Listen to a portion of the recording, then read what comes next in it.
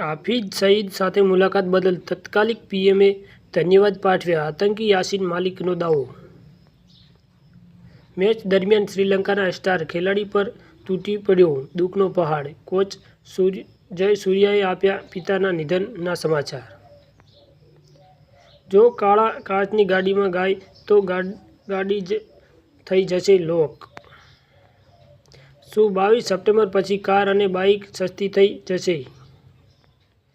બનાસ ડેરીની ચૂંટણીને લઈ પૂર્વ કેન્દ્રીય મંત્રી હરિભાઈ ચૌધરીએ ઉમેદવારી નોંધાવી.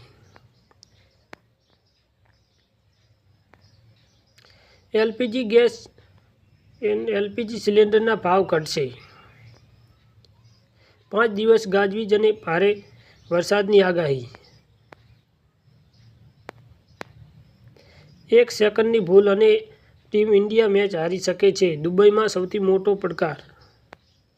ગુજરાતમાં ચોમાસાની વિદાય પહેલા 4 દિવસ સુધી વરસાદની આગાહી. કયા જિલ્લામાં વરસાદ પડશે?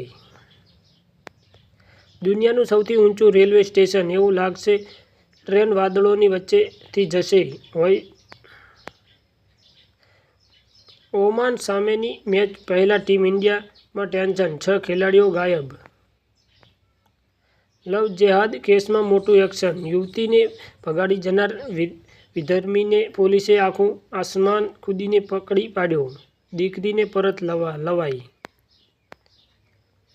ભારતમાં 8 લાખથી વધુ છે કરોડ પરિવાર. મહારાષ્ટ્ર સૌથી આગળ. જાણો કયા નંબર આવે છે ગુજરાતનો?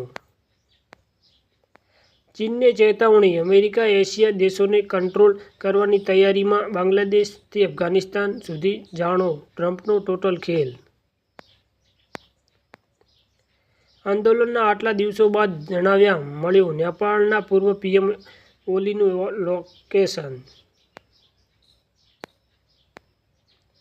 રાજકોટ પૂર્વ એમએલએ પોપટ સોરઠિયા હત્યા કેસમાં મોટો વળાંક. ગોંડલ કોર્ટમાં અનિરુદ્ધસિંહ જાડેજાએ કર્યું સરેન્ડર.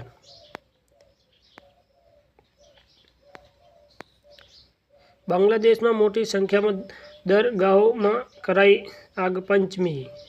મુસ્લિમ સમુદાયમાં ભયભૂકો રોષ. એક્શનમાં જય શાહની ટીમ. ડ્રોમે બાદ પાકિસ્તાન સામે થશે કાર્યવાહી. ખુલી ગઈ પીબીસીની પોલ.